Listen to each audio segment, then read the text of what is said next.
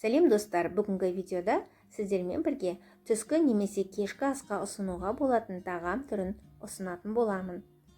Достар, егер видео ұнаса, каналға тіркеліп, лайк басып, комментарий жазып, қоңырау белгісін басып қойыңыздар. Бүгінгі тағамды дайындау үшін бізге керекті ингредиенттерді описание бөліміне жазып қалдыратын боламын.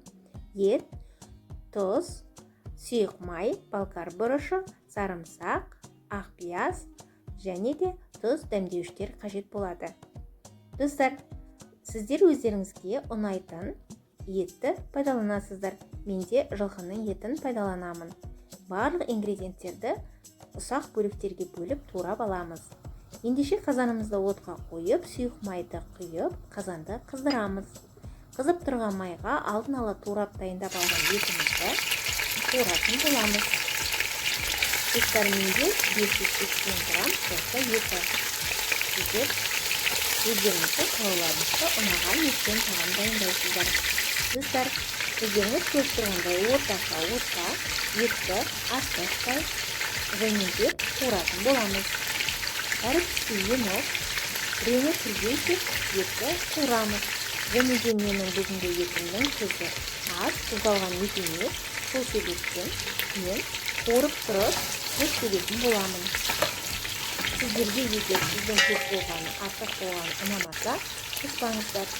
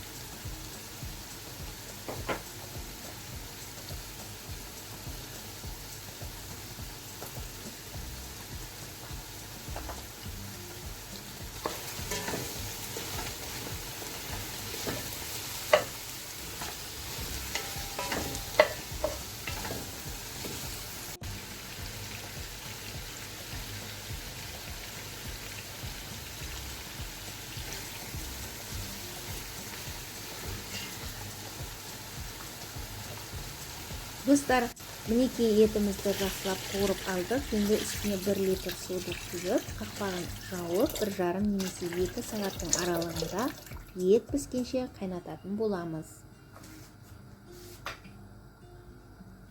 Мінекей енді қазанымыздың қақпағын жауып, ет піскенше ашпаймыз. Мінекей достар, біздің тұздығымыз дайын. Үстіне мен аз ғана ұн септім, себебі тұздықтың қою болғанын қаладым. 3 литр суды қайнатып, 1 ас қасық тұз салып, 700 грамм макаронды қайнатып пісіріп аламыз. Макаронымызды пісіру үшін қозғай отырып, қақпағын жауып, 5 немесе 7 минут аралығында пісіріп алатын боламыз.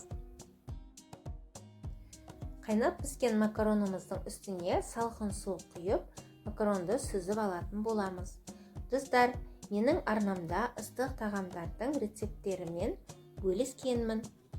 Және де бүгінгі тағамды дайындау тәсіліне айтатын пікірлеріңіз болса, комментарий бөліміне жазып қалдырыңыздар.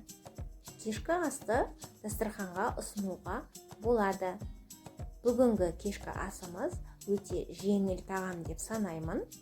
Себебі біз суда қайнаған тағамдарды ұнатамыз.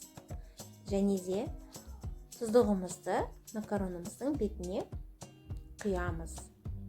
Достар, егер видео ұнаса, каналға тіркеліп, лайк басып, комментарий жазып, қоңырау белгісін басып қойыңыздар. Сіздер де өз тәсілдеріңізбен бөлісе отырыңыздар. Алдағы уақытта басқа да рецепттермен сіздермен бөлісетін боламын. Сіздермен болған қарлығаш ас болсын. Дайындап көріңіздер, өте дәмді тағам. Келесі видеода кездескенше назарларыңызға рахмет.